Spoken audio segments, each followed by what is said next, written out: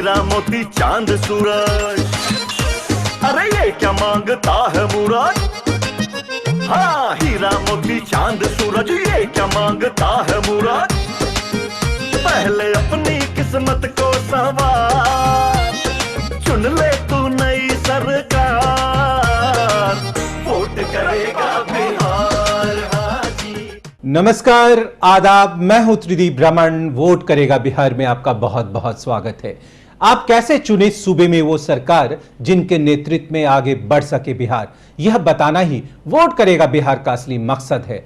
आज हम हैं पूर्णिया संसदीय क्षेत्र में। आज के एपिसोड में हम यहां की 2 विधानसभा सीट यानी धमदाहा और कोढ़ा के चुनावी हालात पर चर्चा करेंगे। आज इन दोनों विधानसभा क्षेत्रों की हकीकत को जानने के लिए हर दिन की तरह स्टूडियो में मौजूद हैं द वीक के सीनियर जर्नलिस्ट मुकेश रंजन। नमस्कार। जिन्होंने बिहार के चुनावी हालात पर अपनी पैनी नजर बना रखी है। मुकेश जी, धमदाहा पहली चुनावी तस्वीर। देखिए, पूर्णिया का ये एक ग्रामीण विधानसभा क्षेत्र है और मुझे लगता है यहाँ गांव में ब्राह्मणों की संख्या है यदि हम अग्र जातियों की बात करें तो, पर यहाँ ज़्यादातर आपको मुसलमान और यादव, ये दो लोग जो 2 सेगमेंट है, ये दोनों डिसाइड करते हैं।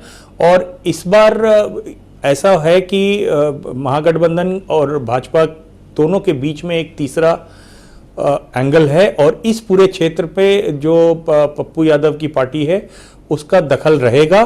और पर पप्पू यादव की धमक थोड़ी मध्यम है यहाँ इस पर्टिकुलर क्षेत्र में, आप कह सकते हैं, पर भाजपा को मदद करने लायक वोट शायद वो काट जाए। मुकेश जी से हमारी बातचीत आगे भी जारी रहेगी, लेकिन सबसे पहले प्रोग्राम का आगाज सियासी नेपथ्य की चुप आहटों से चुनावी चटखरे में।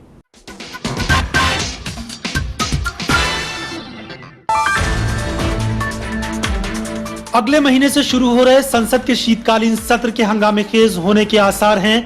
सूत्र बताते हैं कि कांग्रेस की अगुवाई में विपक्षी दलों की रणनीति बेहद साफ है कि मानसून सत्र के मानिंद ही शीतकालीन सत्र को चलने नहीं देना है। अगर एनडीए बिहार में जीत जाता है तो कम से कम लोकसभा में भाजपा व एनडीए एक आक्रामक रणनीति के साथ सामने आएगा और विपक्षी दलों पर पूरी मजबूती के साथ पलटवार करेगा। वहीं विपक्षी दलों के एजेंडे में ललित गेट यानी एक बार फिर से निशाने पर सुषमा, वसुंधरा, दादरी और बीफ, अभिव्यक्ति की स्वतंत्रता, एनजेसी एक्ट, आरक्षण पर संघ का नजरिया, इन मुद्दों को विपक्ष संसद में उछाल सकता है। कांग्रेस ललित मोदी के इस एंगल को भी जोरों शोर से उछाल सकती है कि मोदी सरकार ने कुछ ऐसी व्यू रचना गढ़ी है कि ललित मोदी 8-10 साल आराम से विदेश में गुजार सके। सुषमा स्वराज को घेरने के लिए कांग्रेस पी चिदम्बरम के ब्रिटिश काउंटरपार्ट को लिखे पत्र और उसके जवाब को पहले ही सार्वजनिक कर चुकी है। यानी सुषमा पर विपक्षी हमले का वार पहले से कहीं तल्ख रहने वाला है। सरकार के रणनीतिकारों ने भी जवाबी पलटवार की व्यू रचना बुन ली है, यानी सत्ताधारी दल का जवाब भी उतना ही आक्रामक और पैना रहने वाला है। चुनावी चटखारे के बाद हम आपको सीधे लेकर चलते हैं धमदाहा विधानसभा क्षेत्र की ओर। पूर्णिया लोकसभा क्षेत्र के तहत आने वाला धमदाहा विधानसभा क्षेत्र बेहद पिछड़ा ग्रामीण इलाका है। यहां विकास की बात करें तो यही कहा जा सकता है कि बहुत कुछ हुआ है, पर बहुत ज्यादा की जरूरत है। रोड बने हैं, स्कूल बने हैं, लेकिन अभी भी क्षेत्र की बड़ी आबादी बुनियादी सुविधाओं से महरूम है। बेलगाम प्रशासन जन सरोकारों और व्यवस्थाओं के प्रति लापरवाह दिखता है। कई इलाकों की बड़ी समस्या पीने के पानी की है। वाटर टैंक लगे हैं, लेकिन कभी भी उसकी सुविधा लोगों को नहीं मिल पाई है। विशेषकर बरसात के दिनों में रास्तों की बुरी हालत लोगों का चलना फिरना भी दूभर कर देती है। मुख्य बाजार भी इसकी चपेट में आ जाता है। जल जमाव का सबसे बड़ा खामियाजा व्यापारियों को उठाना पड़ता है। प्रकृति की मार का सरकारी मरहम जनता का दुख कम करने के बजाय अधिकारियों का सुख बढ़ाता है। क्षेत्र की राजनीति किसी दौर में दबंगई की थाप पर थिरकती थी, अब जात पात का चोला पहनकर नाचा करती है। खेमे में बटी जनता संसाधनों के बंटवारे में भेदभाव का आरोप तो लगाती रही है, लेकिन कभी सोच बदली हो ऐसे संकेत नहीं मिलते। साल 2005 से लेसी सिंह यहां की राजनीति की मजबूत धुरी रही हैं। कहते हैं नीतीश का साथ और पति की दबंग विरासत ने उनकी राजनीति की धार को चमका दिया है। मंत्री भी बनी, इलाके में मंडल और यादव की बहुलता है, लेकिन कुर्मी वोटर भी निर्णायक रहे हैं। साल 2010 के चुनाव में लेसी सिंह ने कांग्रेस के इरशाद अहमद खान को भारी मतों से हराकर अपनी सीट वापस झटक ली थी। इस बार के चुनाव में महागठबंधन की तरफ से जदयू की लेसी सिंह फिर से मैदान में हैं, तो एनडीए की तरफ से आरएलएसपी के शिवशंकर ठाकुर उन्हें चुनौती दे रहे हैं। देखिए, जहां भी भाजपा थोड़ी कमजोर फ्रंट पर होती है तो ये सीट अपने सहयोगियों को देना ही पसंद करती है। इस बात पे कमेंट करने के पहले मुझे एक बड़ा अच्छा कंपैरिजन अभी दिख रहा है कि यहाँ पानी टंकी है पर लोगों को पानी नहीं मिलता है। तो मुझे शोले सिनेमा याद आ रहा है कि शोले के रामगढ़ में पानी टंकी तो था पर ठाकुर के घर पे लालटेन जलता था। तो जब बिजली नहीं तो टंकी क्यों, उसी तरह से टंकी है तो पानी नहीं। तो ये एक तरह से आप देखें तो शोले का रामगढ़ है ये। अब जहां तक आपने कैंडिडेट्स की बात की है कि ये भाजपा का स्ट्रैटेजी है कि जब अपना कमजोर है, कमजोर विकेट पर होते हैं तो अपने सहयोगियों को खेलने दे देते हैं। तो अब आपको मैं बताऊं कि ये जितने सहयोगी आज भाजपा के साथ हैं वो सारे भाजपा के रहमो करम पे ही हैं, ठीक है। तो अब उनको जो सीटें मिली, जब बंटवारा हुआ तो रामविलास पासवान जी के जो 7-8 जो अपने ग्रिप वाले सीट है वही सीट मिला और बचे हुए सीट भाजपा जिस सीटों पे कभी चुनाव नहीं लड़ी थी वही सीट उनको पकड़ा दिया। उसी तरह से ये आरएसएलपी के ये जो कुशवाहा जी की पार्टी है, कुशवाहा जी की पार्टी में भी किसी भी सीट पे कोई कुछ दखल है नहीं। तो अब कहीं ना कहीं से तो चुनाव लड़ना है, चूंकि गठबंधन में है। कुशवाहा जी की जब अपनी सीटें ही नहीं थी तो काहे को 67 के आंकड़े पे अटक गए थे कि इससे कम सीटें नहीं चाहिए? नहीं, वो तो देखिए, वो तो ये होता है, पोस्चरिंग होती है ना, वो मतलब ये भी जन धन संगठन संसाधन वो सब चलता है। और ऐसा है कि कुशवाहा जी को भाजपा अपने साथ इसलिए रखती है कि वो नीतीश जी के कुर्मी और कोयरी वोट में कुछ डेंट कर सके। नहीं, कुशवाहा वोटरों की बड़ी तादाद है। हाँ, उसको भी अपने साथ 8% के आसपास कुशवाहा वोटर है, जो कि सॉलिडली नीतीश बाबू के पीछे लगी हुई थी जब कुशवाहा जी नीतीश बाबू के साथ थे। तो वो एक है ना, जैसे मांझी जी है। मुकेश जी, लेसी सिंह नीतीश बाबू की विशेष अनुकंपा रही है इन पर हमेशा। तो आपको लगता है कि धमदाहा में नीतीश कुमार की भी जो प्रतिष्ठा है वो भी कहीं ना कहीं दांव पर है? देखिए, पर्सनल प्रतिष्ठा तो लगेगी ही, और ये सीट उस तरह से आप बोलें तो मुझे लगता है कि ये जेडीयू का सेफ सीट में इसको रखा जा सकता है। कि ऐसी है ना, ये पॉलिटिकल पार्टी है, 0 सीट तो नीतीश बाबू नहीं ना जीतेंगे, तो उसमें से तो यहाँ पे कभी दबंगई से राजनीति होती थी, आज उस राजनीति ने जात पात का चोला ओढ़ लिया है। तो किसके लिए ज्यादा मुफीद है, नीतीश बाबू के लिए या नहीं? नीतीश बाबू के लिए ही है, दबंगई हो या जात पात हो। अभी जब जात टूटता है तब एनडीए गठबंधन, जहां जहां जात टूटेगा वहां वहां एनडीए गठबंधन आगे लीड लेगी। देख लीजिएगा आप, चुनाव का रिजल्ट आने दीजिए, जहां जहां जात टूटेगा वहां वहां एनडीए गठबंधन को फायदा होगा। क्योंकि नेचुरल वोटर जो है भाजपा का वो सिर्फ अग्री जाति है और अकेला चना भाल नहीं फोड़ सकता है। तो जब तक जात नहीं टूटेगा भाजपा के लिए मुश्किल है। मुकेश रंजन से हमारी बातें आगे भी जारी रहेगी। धमदाहा की चुनावी यात्रा हम ब्रेक के बाद भी लेकर आएंगे। फिलहाल वक्त हो गया एक छोटे से ब्रेक का। ब्रेक से वापस लौटकर हम अपनी चर्चा को बनाए रखेंगे। सच दिखाने की जिद बनी रहेगी। आप बने रहिए हमारे साथ।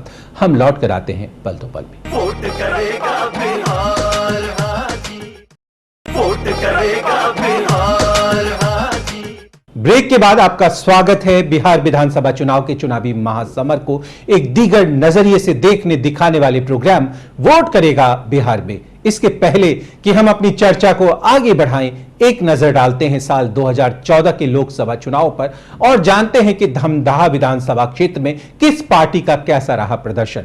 धमदाहा में बीजेपी के उदय सिंह और पप्पू सिंह को 49,231 वोट मिले, तो कांग्रेस के अमरनाथ तिवारी को 27,256, जदयू के संतोष कुमार को 66,714 वोट, तो जेएमएम के मोहम्मद शमशेर आलम को 8,206 वोट। अगर 2014 के लोकसभा चुनाव की बात करें तो जो वोटों का फासला है जदयू काफी आगे दिखती है भाजपा से। हाँ। और तकरीबन 15-16 हजार की लीड है। और कांग्रेस भी है यहाँ पे।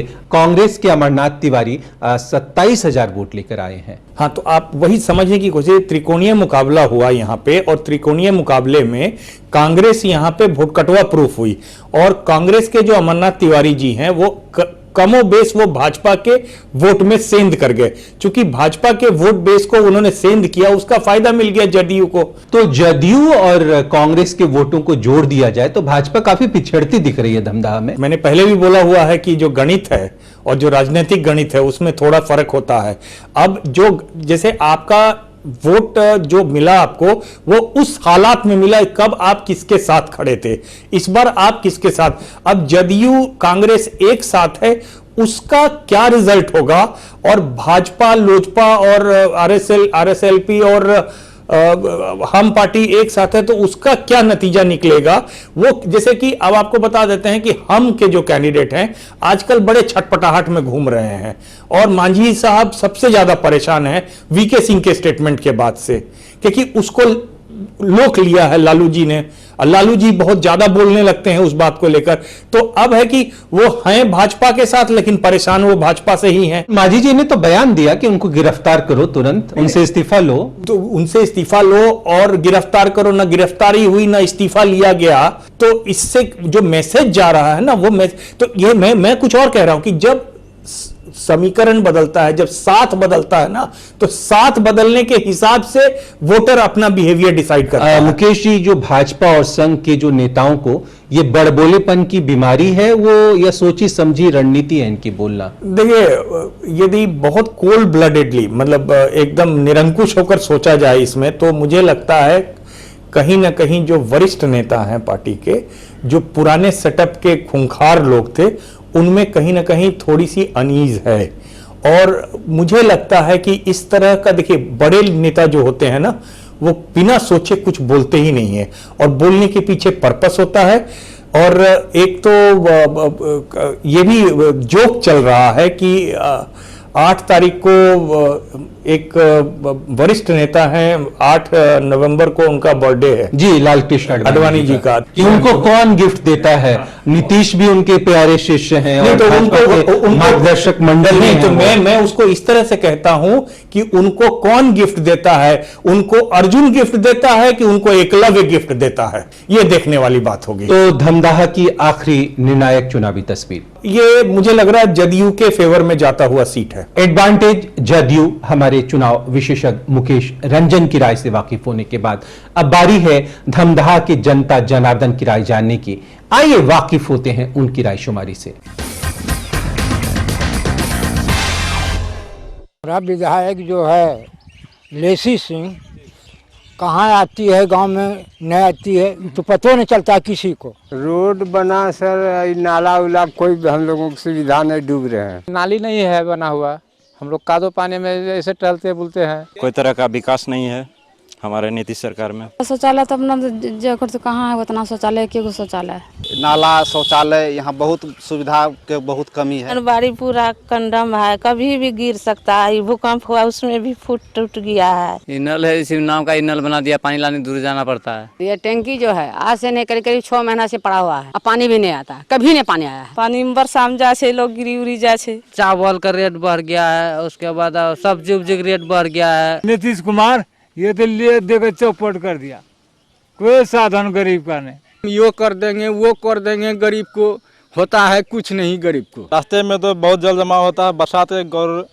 साइकिल भी आना मुश्किल होता है बरसात में। कीचड़ पड़ा हुआ है, यहाँ कोई काम नहीं हुआ है। नाला यहाँ पे बहुत दिन से नहीं बन रहा है, कचरा बहुत सारा फैला हुआ है धमदाहा में। गली गली हर जगह कचरा से भरा रहता है, कचरा में होकर के पैदल चलना पड़ता है। इतना पानी कीचड़ लगा रहता है, कोई कस्टमर दुकान नहीं घुस सकता, दुकानदार हर दिन बैठा रहता है, कस्टमर आएगा कैसे। गाँव में जो तूफान आया अभी, और उसका मुआवजा अभी तक भी ढंग से नहीं मिला है।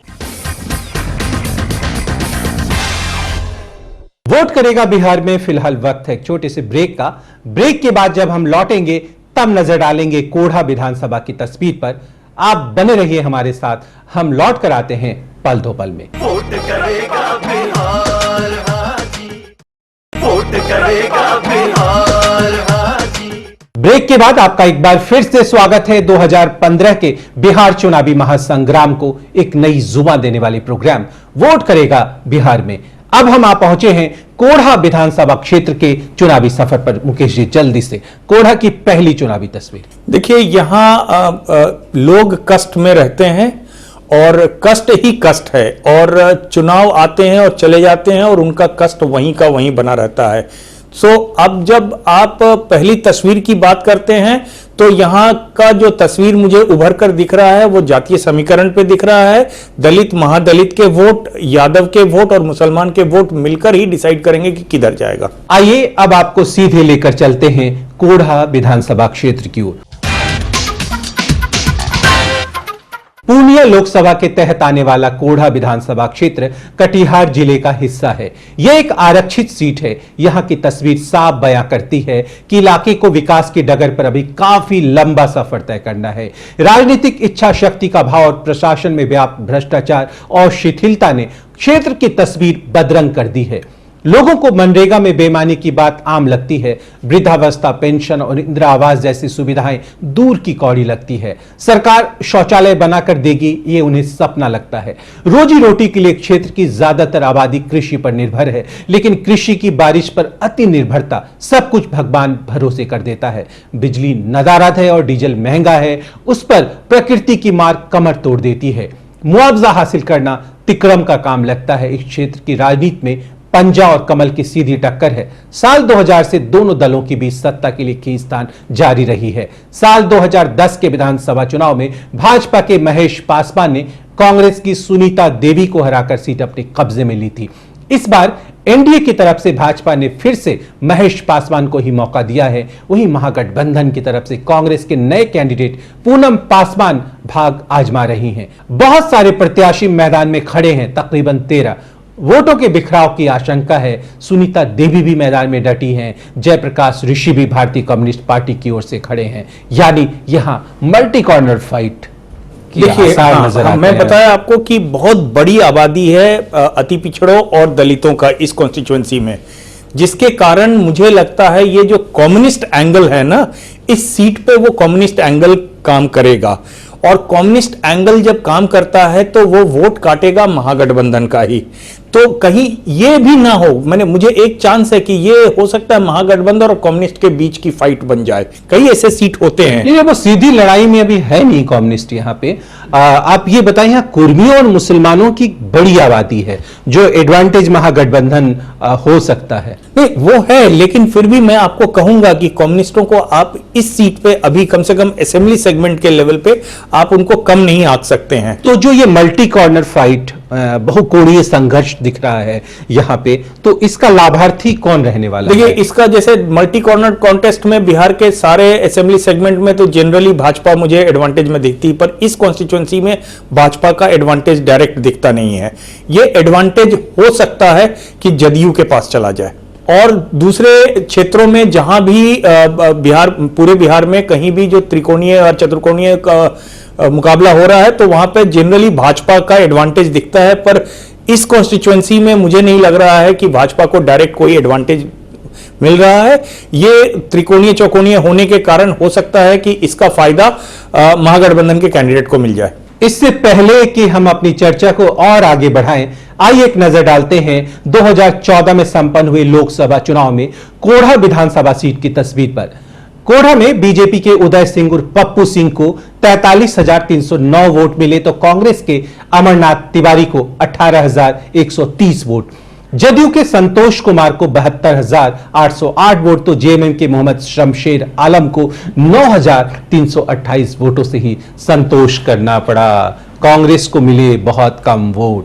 नहीं, कांग्रेस को कम वोट मिले, पर आप एक चीज मार्क करेंगे कि यहां पे जो बढ़त मिली ना जदयू को, वो बढ़त कुछ ज्यादा है। मतलब उस हिसाब से जो आप कह रहे थे पहले कि कुर्मी और मुसलमानों का वोट है, वर्चस्व है और राजद यहाँ से नदारद दिखी ना तो उसका एडवांटेज भी जदयू को मिला। कोढ़ा की अंतिम निर्णायक तस्वीर क्या दिखती है आपको? बहुकोणीय मुकाबला तो है, ये तो इसमें डिनायल नहीं है और इस बहुकोणीय मुकाबले में ये एक ऐसा कॉन्स्टिट्यूएंसी होगा जहां भाजपा को सीधी बढ़त दिखती नहीं है। यानी कहीं भी जा सकता है ये मुकाबला। यस। कोढ़ा में कुछ कहना बहुत मुश्किल, मुकाबला किसी और भी जा सकता है। हमारे चुनाव विशेषज्ञ मुकेश रंजन की राय से वाकिफ होने के बाद अब बारी है कोढ़ा के वोटरों की राय जानने की।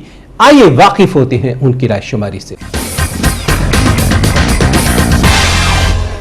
मनरेगा में काम किए थे पहले गरीब आदमी, 4 महीना का पैसा वो भी बेईमानी कर लिया। घर टूट गया, कुछ नहीं मिला है। मुआवजा कुछ मिलता है, कुछ नहीं मिलता है। गरीब को देखने वाला एक ऊपरे वाला है, नीचे का आदमी कोई नहीं। शौचालय नहीं है, घर नहीं है। फसल उसल तो डूबिया फंसा जाता है, लीक पर के देते हो तो सब उधरे सारे खा जाता है। अनाज पानी नहीं मिले छे, शौचालय कुछ नहीं। न पैखाना रूम मिला है, न इंदिरा आवास मिला है। सबको मने जिसको भी 5 कट्ठा जमीन है उसको भी बीपीएल। घर देखते हैं फूस का है, इसमें सरकार हमको नहीं दिया है मकान, बीपीएल में नाम नहीं दिया है, पीएल में है। कीचड़ फैला हुआ है पूरे, एक चलने के लिए रास्ता नहीं है। आवास मिलना चाहिए, शौचालय बनना चाहिए। शौचालय घर द्वार नहीं मिला है सर। पानी की दिक्कत ज्यादा है, बिजली उजली नहीं है, नहीं मोटर है, नहीं और कुछ है, डीजल महंगा है। देखे वाला कोई सरकार नहीं है। घर दिले 3 आदमी यहाँ से उठा के ले गेलिए। सड़क का स्थिति बहुत जर्जर स्थिति है, बच्चे को स्कूल आने में भी दिक्कत है, इतना ज्यादा कीचड़ रहता है रास्ते में।